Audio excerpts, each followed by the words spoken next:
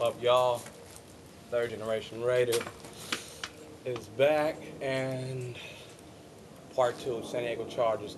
Thursday night football on the NFL Network.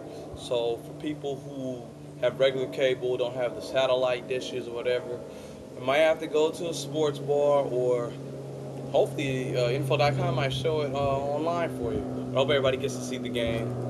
Hopefully to see a win. All right, y'all. We've seen the Chargers before, so we know the story. What happened the first game? Lane Kiffin was coaching. That was his last game.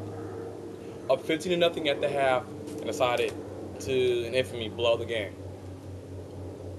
We got revenge on Denver for our gaffe early in the year. Now, I'm wondering what we're gonna do on this note. Philip Rivers can really pass the ball, but as I told you guys on the first episode of this, that knee, that doggone knee was gimpy. That he wasn't going to be what everybody thought he was going to be this year. He's made some plays. That team is regressed. They're imploding. Kasim Osgood got on television and, basically did not endorse the coach. It wasn't a ringing endorsement. But Sean Merriman, I guess one of the better pass players, has been gone the whole year, so their defense has been hurting. They've given up big plays. They're giving up sacks. Daniel Thompson is not running the ball well. The receivers are not getting open like they did last year. Basically, this team is not good either, just like we aren't. They're 4-8, we're 3-9. And, we might have lost last week, but this game here is about stopping certain trends from occurring. We have not beaten the Chargers since 2003. Man, that is not good. Not good at all. There's some games we should have beat them. When you look back at the 2006 game, or you look back at this game this year, I mean, there's been some games the Raiders could have beat them, but somehow we find a way to lose. Well, that excuse is not going to fly.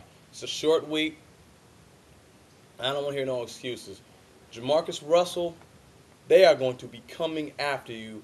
I'm as scared as anybody else with Quaim Harris and Cornell Green blocking against that aggressive 3-4. But so what, Jamarcus? You're going to have to play better than this, man. When a guy is open, you have to hit him. And wide receivers, Johnny Lee Higgins last week, you running a skinny post, there's no safety in the middle of the field.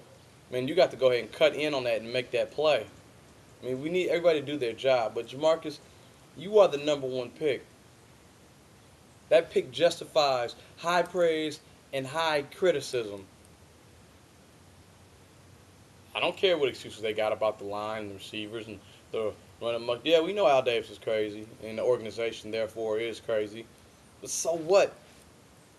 It's on you to make something happen. I mean, think about it, people. Think about people who have come from very meager living circumstances, like what's termed the ghetto, the barrio, or the slum, the trailer, whatever, you know,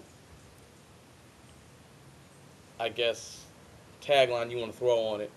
And people rise up from obscurity and make something of themselves. Well, in this situation, god damn it, you're going to have to do it. There's no excuse.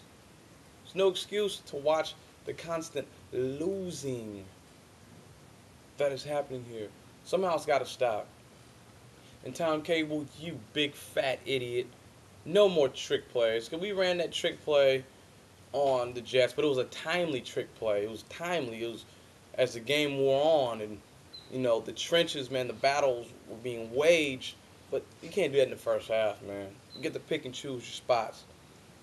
And if you're gonna be the play caller, we need to call some plays where we're trying to go up the field so we can give some more space for Zach Miller and maybe some of the guys to work in the middle of the field, because that's what Jamarcus Russell's really the best at right now, is directly in the middle of the field, because Kiffin and company and Knapp have trained him to be like that. It's that dink and dunk West Coast offense.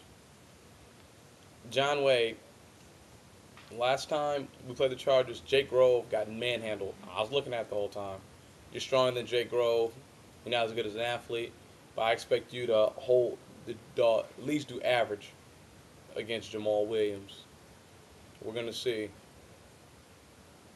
I want to say run the ball, but run it with who? Because Tom Cable's in love with this Justin Vargas character. I'm going to tell you guys this once again. Justin Fargas is not a starting material running back. Not in the NFL. The CFL, he would do great as a starting running back. I mean, he'd be all league or whatever awards they get at the end of the year. But Darren McFadden needs to play in this game. You need playmakers to beat that on steroided ass defense. It's not gonna work out if Fargas is getting 20 to 25 touches like he did last game. I mean, this is not gonna work. I want to see Michael Bush getting there as well. You're playing for the future now. We're not making nobody's playoffs. Only way we make the playoffs is if Denver loses their last 4 games and we win our last 4. That's highly unlikely, especially since they're going to work over KC in Denver this week because they remember what KC did to them earlier this year. So anyhow, what wide receiver do we have that's going to do anything? Ashley Lee sucks. His only good game he had was against Denver. Go figure. Ronald Curry, no speed. You haven't caught the ball well this year. You suck. Chaz Shillings, they don't even try throwing you the ball. Johnny Lee Higgins, I just mentioned you, but still like you. I'd rather see the young guys play. Todd Watkins, they called a pass interference call on you, offensive pass interference on you last week against the Chiefs. But I like that. Showed aggressiveness, and that was a good catch. Hopefully, this idiot Tom Cable sees that you want to play and that you're hungry. But I doubt it. So, what score can we come up with here for us to win? I've been off this year on that, but can anybody predict some of the craziness that has happened to Oakland this year? No, I don't think so. Anyhow, I expect a low-scoring game.